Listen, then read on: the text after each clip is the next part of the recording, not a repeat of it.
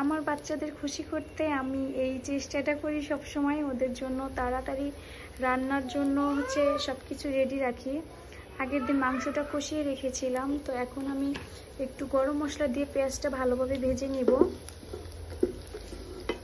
এটা ভাজা হলে আমি কষানো মাংসটা দিয়ে এটা একটু কষিয়ে চাল দিয়ে দিব। একদম সহজে বিরিয়ানিটা হয়ে যাবে এবং করে লাল লাল করে ভেজে নিয়েছি। এবার আমি মাংসটা দিয়ে দিব। এবার এটাকে একটু ভালোভাবে কষাবো। আগের দিন যেহেতু রাতে আমি খুব সুন্দর করে কষিয়ে রেখেছিলাম, এখন আমার বেশি জাল করতে হবে না, খুব নরম করে কষিয়ে রেখেছি। এখন এটার মধ্যে জাস্ট আমি চালটা দিয়ে কষাবো। আগে যেহেতু বাচ্চাদের জন্য বিরিয়ানিটা রান্না হচ্ছে, তো সেখানে আমি বেশি মশলা কিন্তু দেইনি। আর সামান্য পেঁয়াজ আর জয়ফল জয়ত্রী হালকা একটু বেটে নিয়েছিলাম, আর আদা রসুন বাটা দিয়ে হালকা করে আমি মাংসটা কষিয়ে নিয়েছি, কারণ ওদের বেশি মশলা খাওয়ানো ঠিক না।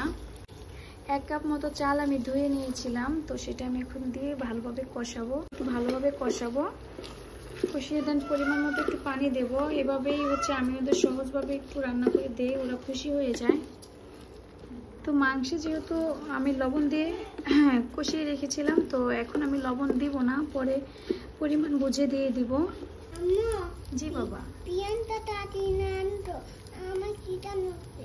খিদা লাগছে? আচ্ছা বাবা, আমি সেজন্য তাড়াতাড়ি মাংস কষিয়ে রেখেছিলাম আগে। আমি জানি তুমি চাইবা সকাল সকাল। আচ্ছা বাবা, গোসল করিয়ে দিব, সমস্যা নেই, অপেক্ষা করো। বিরিয়ানির চালটা যতটা ভালোভাবে ভাজা হয়, বিরিয়ানিটা কিন্তু ততই মজা হয়। আর এভাবে ট্রাই করতে পারেন বাচ্চাদের জন্য তাড়াতাড়ি রান্নার জন্য।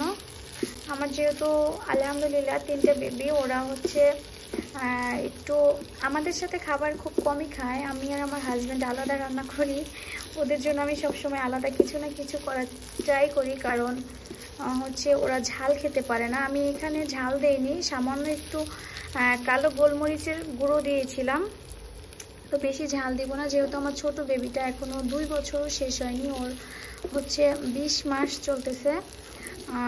তো আর মেজো বেবিটাও, ছোট বেবি যা ঝাল খেতে পারে, মেজো বেবিটা আরও খেতে পারে না। তো প্রায় কষানো শেষ। আমি গরম পানি করে রেখেছি, গরম পানিটা পরিমাণ মতো দিয়ে দিব। তো এখন বিরিয়ানিটা হয়ে যাবে। টক দই বা দুধ আমি ইউজ করব না, সিম্পলভাবে রান্না করব। আপনারা চাইলে মুরগির মাংস বা খাসির মাংস দিয়েও করতে পারেন সেম ভাবে, যেহেতু সামান্য মশলা আদা রসুন বাটা আর পেঁয়াজ আর একটু জয়ফল জয়ত্রী দিয়ে আমি মাংসটা আগের দিন কষিয়ে রেখেছিলাম। তো মাংসের লবণেই যথেষ্ট হয়নি, আমার সামান্য একটু লবণ দেওয়া লাগবে। কাঁচা মরিচও দিব না, কোনো মরিচই দিব না, যেহেতু আমি বাবুদের জন্য রান্নাটা করছি।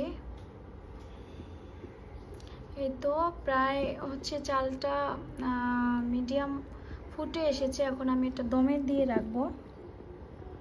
আমি ফিরে আসবো 15 মিনিট পরে।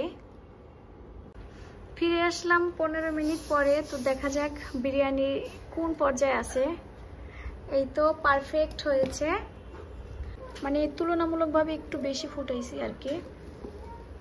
তো পারফেক্ট হয়েছে, তো এখন ওদের খাওয়াবো। মাত্র 15 মিনিটে বাচ্চাদের বিরিয়ানি রান্না করে খুশি করা যায়। ভিডিওটি ভালো লাগলে একটা সাবস্ক্রাইব এবং একটা লাইক করতে কিন্তু ভুলবেন না।